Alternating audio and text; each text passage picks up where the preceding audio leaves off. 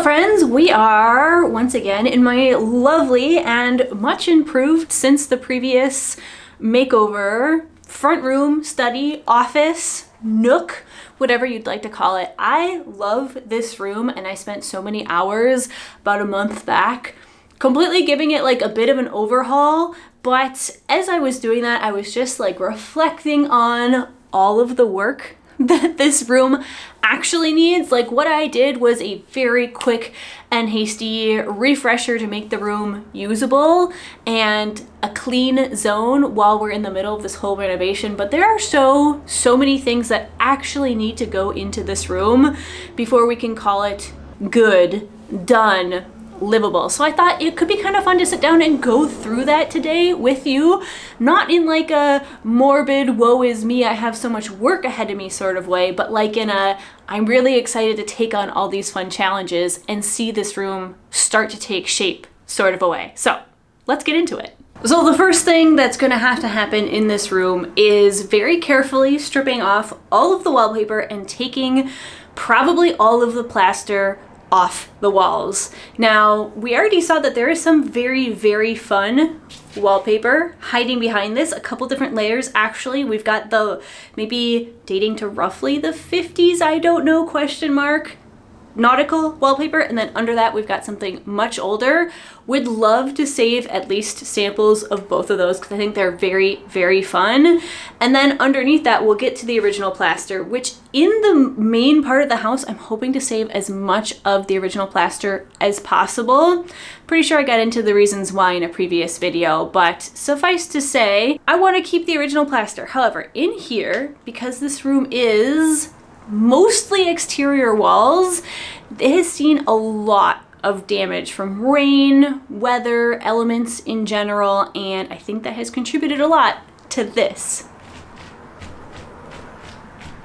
Now, I don't know if you can hear that. I'll give you a closer up shot here so you can really hear the crunchiness. So obviously this plaster is no longer hanging on to the lath behind it. It has lost all of its keys.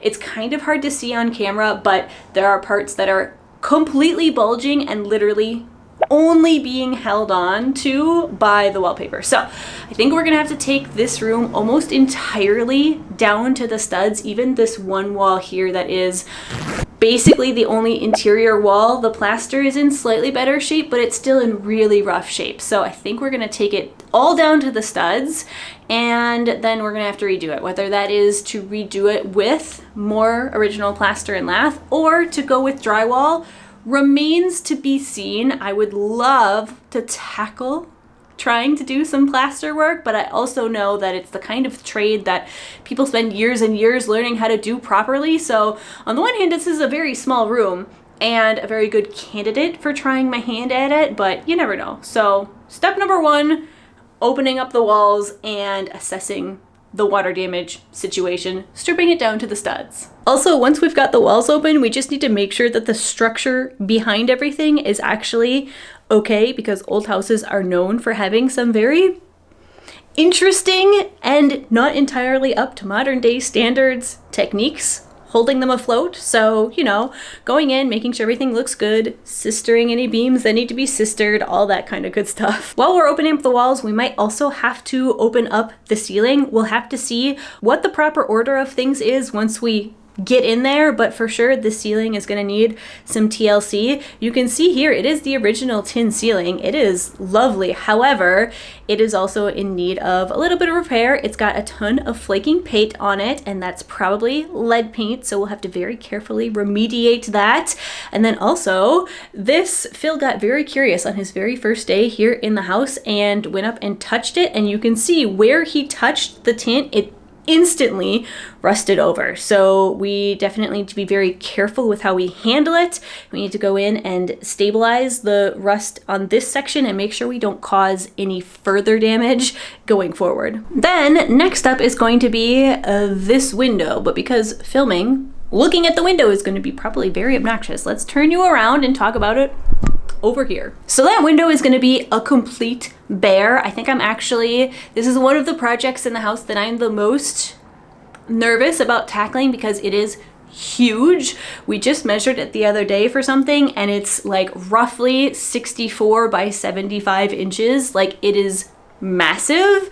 It is only 6 panes of glass. They look like they are the original wavy glass, and I am not entirely sure how we're gonna get it out of there without breaking anything. So I'm quite nervous about that, but we do absolutely need to tackle it because it is in horrible shape. Probably because it's here on the front of the house. It's very hard to reach, like it's quite high up off the ground.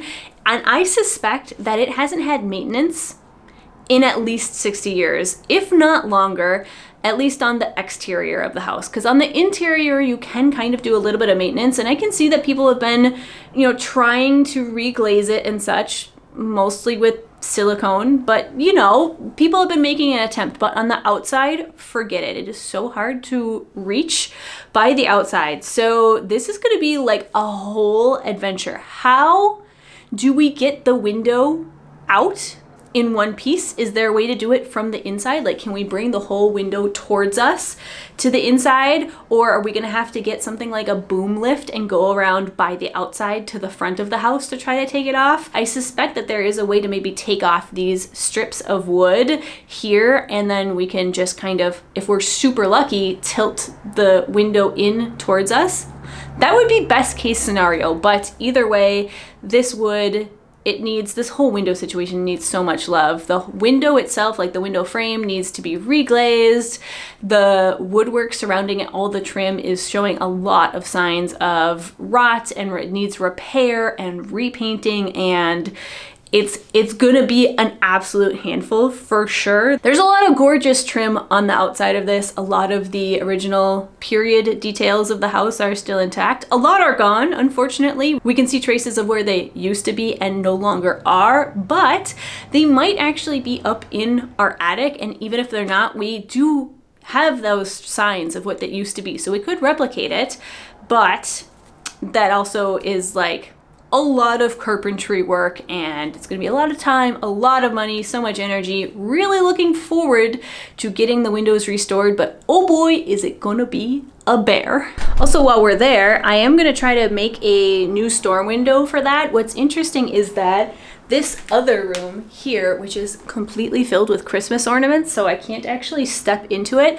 but this room here has the same exact giant window, and it actually has a storm window. A very nice storm window, and it does work. It keeps this room much warmer and protects it a lot more from the winds, because we get a lot of winds buffering our house from this side. That storm window, doing like a pretty good job. I give it a solid B+ for the work that it's doing, and I would love to get one made over here. But again, it's massive, and it's not going to be that difficult to make like a slapdash temporary storm, but to get something that's going to be, you know, very nice and fitting it's going to take a little bit more work. So while I do absolutely think we can handle it, it's, again, you know, it's going to be a big project, but 100% worth it, because those storm windows, let me tell you, when the wind starts blowing in here in the winter, it is like concussive, and anything we can do to stop it or slow it down would be helpful.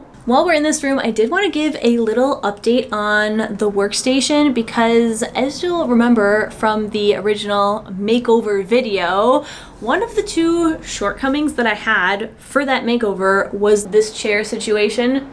Very much less than ideal, not the most comfortable for long editing days. Now, some of you suggested in the comments that I reach out to FlexiDesk for a chair sponsorship, and that is exactly what I did. So they are sponsoring this video as well, and they sent me their newest office chair, the C7, which is a vast improvement over the old chair I'd been using. This one is much more comfortable. It is sturdy. It is very ergonomic with this very fun kind of lumbar support, and it has kept me very comfortable through many long editing sessions that I am still continuing to do here on their E7 Pro standing desk. So now I can actually do longer editing sessions because I just alternate between standing and sitting. I've preset the height here for my two preferred heights, and then with the push of a button, I can just easily and smoothly transition between sitting or standing.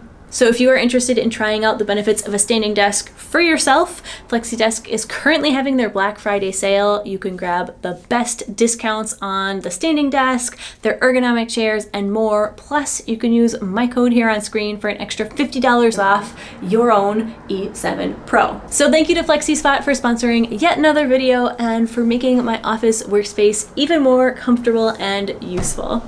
These floors are actually in pretty good shape. Now they do have some minor gaps in between some of the boards, and actually more so than in most of the other rooms that have hardwood in the house, but it's not enough that it really bothers me. It's significantly less than the gaps in between the wider planked original pine floors.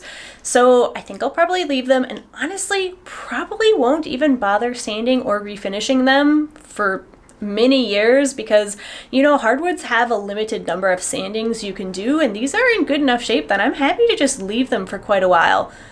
One of you did point out that I probably should get a rug pad under this rug, and while I will say that I've never put rug pads under any of my rugs, including growing up, and it didn't actively seem to harm them at the same time, it's not a bad idea. So at some point I will probably get a rug pad under here, and also gonna have to get a pad under where I'm laying right now so that my office chair doesn't scratch up my wood floors. That's pretty key. If the gaps did bother me, however, like I do know they make products that you can mix up and use to fill in the cracks.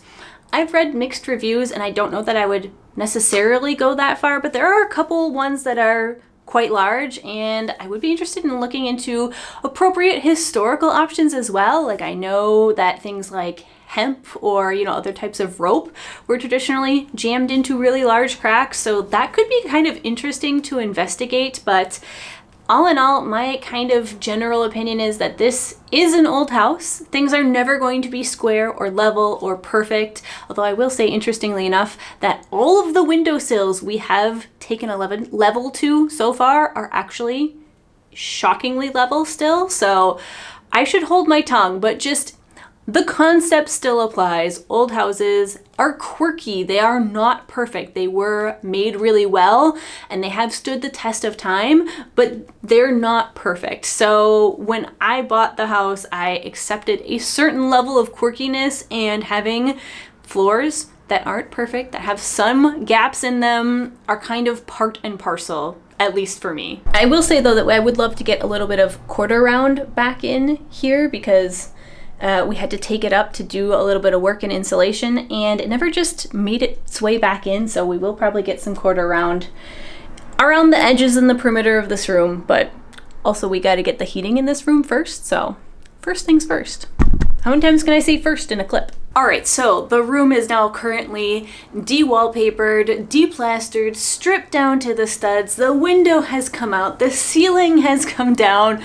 Where on earth does that leave us? Well, now we get to start slowly building everything back. Let's assume that we have taken care of the walls, be it with drywall or with plaster. Let's assume the window has gone back in.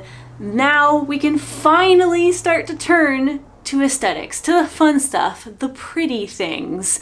Although it is still going to be a lot of work, because first thing we're going to have to do is actually tackle the woodwork in here. Now, I don't know that I'm 100% committed to stripping it down to the bare wood, because there's a lot of lead paint in it probably, but it would look really nice. Now the cool thing about this house is that we actually have really intricate moldings even on the second floor. It was pretty common in houses of this era that you would have the really fancy stuff, the nice trim, around the doors and the windows and the moldings and the hardwood floors. That would all be on the first level where guests would come in and see it, and that's where things looked nice. Then as you moved up to the second floor, it was not uncommon for things to get a little bit simpler, and especially to see baseboards that were, of a profile that was much more modest than on the main floor. I think we've got a corgi. Hold on, let's go get a corgi. Corgi! Yeah, we got a corgi. Can you say hi to the denizens of YouTube? Yeah? There you go, Dougal. So as I was saying, it is pretty cool that we have all this intricate woodwork also on the second floor. Our baseboards are very nice. They're maybe a tiny bit less tall than downstairs, but they still have a very good profile. So I would love to strip them back, but carefully. And I'm not even sure if they could be stripped back all the way to bare wood. Like, I'm not sure that that's the goal.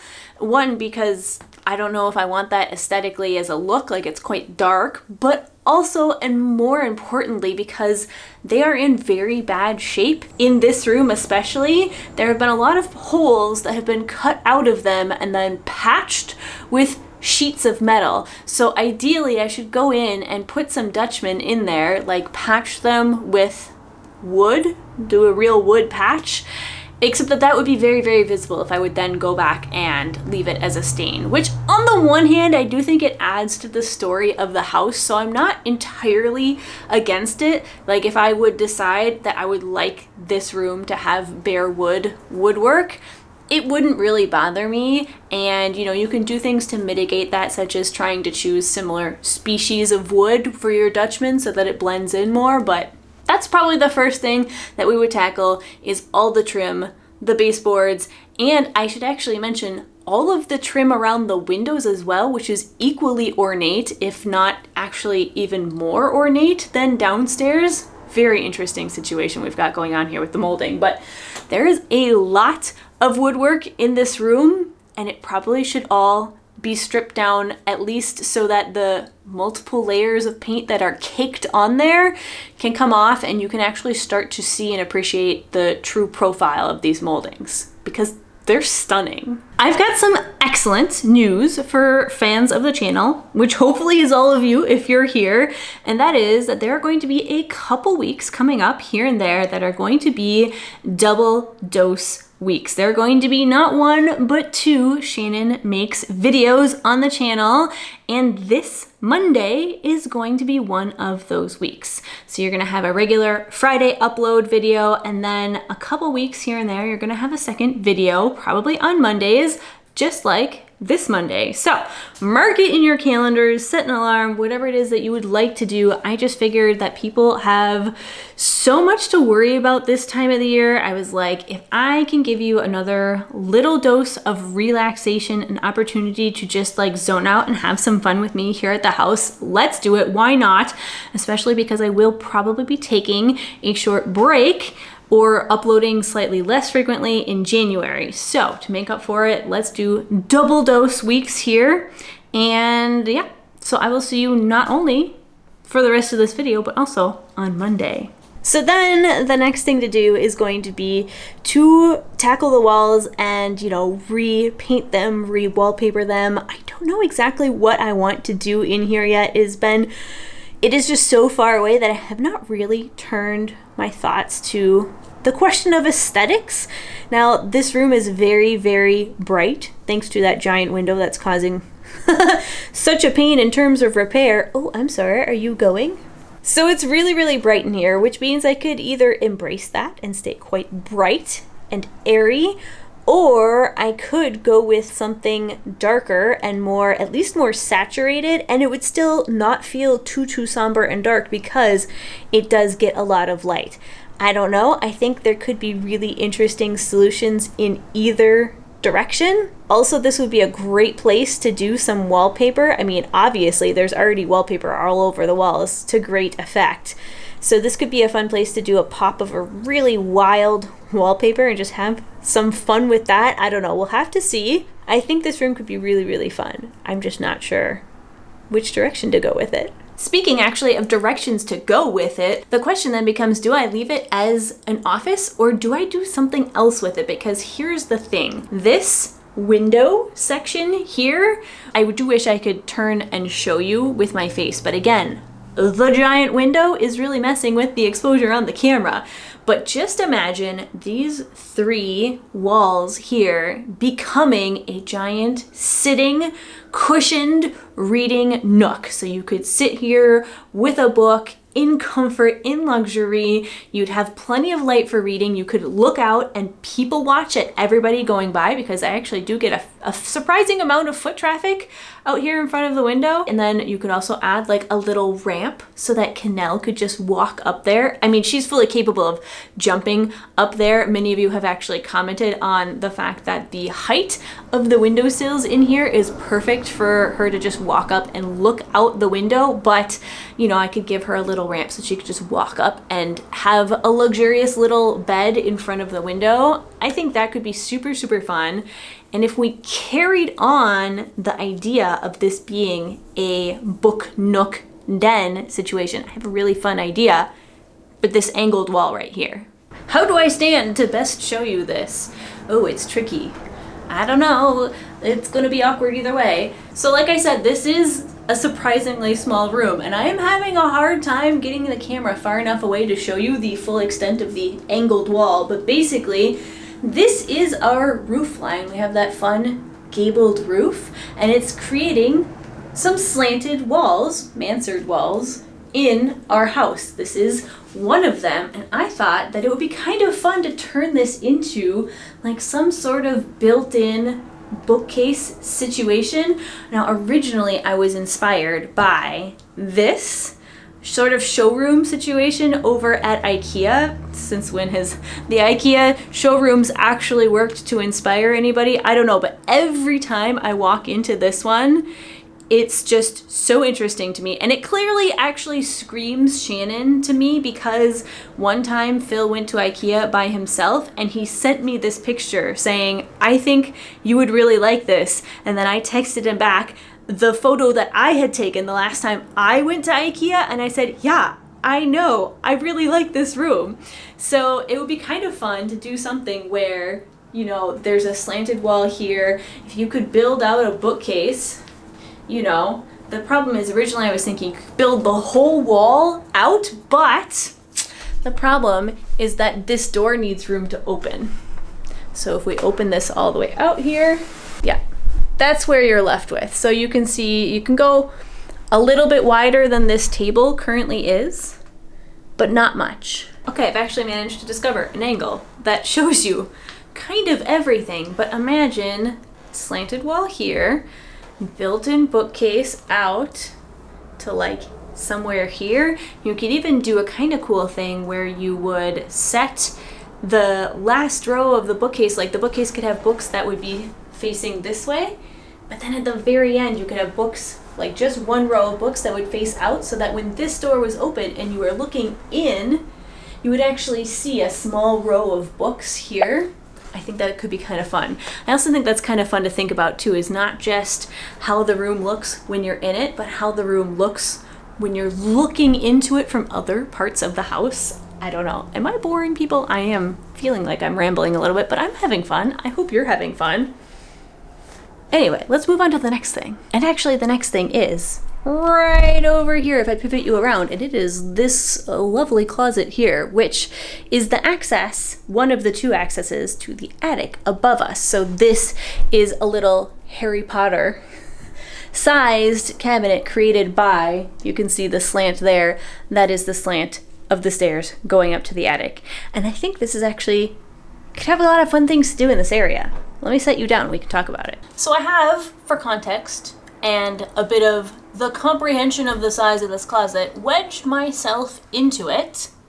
I don't know if this is actually gonna help anybody, because people, I know it's hard to tell size on screen, but this is how big the closet is. I can comfortably squat in it. It's a little bit wider than my shoulders, and it's very deep. Like, I actually am not touching, I'm not touching the back of the closet yet. So, you know, it's accommodating a stairway. That's how big it is. So what does one do with a closet that is so oddly shaped? My first instinct is linen closet. It's actually a pretty good size and shape for a linen closet, especially because a lot of the closets in the bedrooms are not incredibly sizable. They're very standard for a house of this age. They're pretty small. I think that they're more than enough, but like, for example, when Phil's father came here last spring to help us out around the house, which you will see in future episodes, don't worry, he told me a couple different times that the closets were way too small and that I should, you know, we should tear them out and make bigger ones, which I just stare at him in European, because if you've traveled to Europe at all, you'll know that closets are very much not a standardized thing. It's like not something that everyone all over the world does. It's a North American thing. Not to say that they don't have closets at all in Europe, but it's not as big of a deal. So, you know, there are plenty of other solutions. I have no desire to completely rearrange our room and tear down closets to make them bigger, but it is definitely nice to have somewhere else in the house that you can store things out of sight, especially in a region where you have really cold winters and really warm, humid summers. It is nice to have somewhere to put things like quilts and duvet covers and, you know, all the kind of seasonal things, guest sheets, that stuff. So this would be a great place to do that. Get some shelves going in here. I could definitely see that. It could be a really fun little place to decorate also. Then the other thought that I had was that it would be kind of fun, because eventually we're going to need a door on here. There is currently no door, and there's no sign that there ever really was a door. So we'll have to make a door, but then it could be kind of fun if that door included like a little hidey hole dog door for Canelle, so that she could come in here and it would be like her little nook in here. I don't know that she would actually use it, but the idea at least is kind of entertaining. Also, you can see that there's the original beadboard here, so there's no like proper wall. This is literally just a beadboard wall that was covered over originally a long time ago with some cardboard, and there is still a little bit of it up here if you want to see. Also, there's a little bit of a fun old wallpaper sample, so I'm going to bring you in here and hope that the lighting is good enough.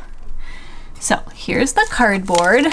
This was all in here. The whole wall in itself was cardboard that was then painted white. But if we look up in the corner here, we can see some original wallpaper. So obviously the closet was at one point entirely wallpapered on top of the cardboard. So they did cardboard and then wallpaper. And then at some point somebody came in and painted over the wallpaper white everywhere except for this tiny little section up on the top, which is super, super cute. Ooh, also, just found that. That's very fun. Pepsi Cola. Just hiding here. We'll put it back. Also, let's not forget about our transom window that I spent so much time scraping down in the room makeover because somebody had decided to paint over it. Not entirely sure why that is, but it is back to being translucent. It is a window, but while I was up there, I could see, first of all, that the glazing is missing on a lot of it, so that window is, I mean, it's hanging in there. It's not in risk of actually the glass falling out anytime soon, but it could use a reglazing. But also, the entire transom window itself is painted shut. Now, it's not like it's a big deal. I don't really plan on opening it. We don't need ventilation in here. If I need ventilation, I will just open the door. It's not a big deal, but it does feel like it would be kind of nice to get that back in working shape.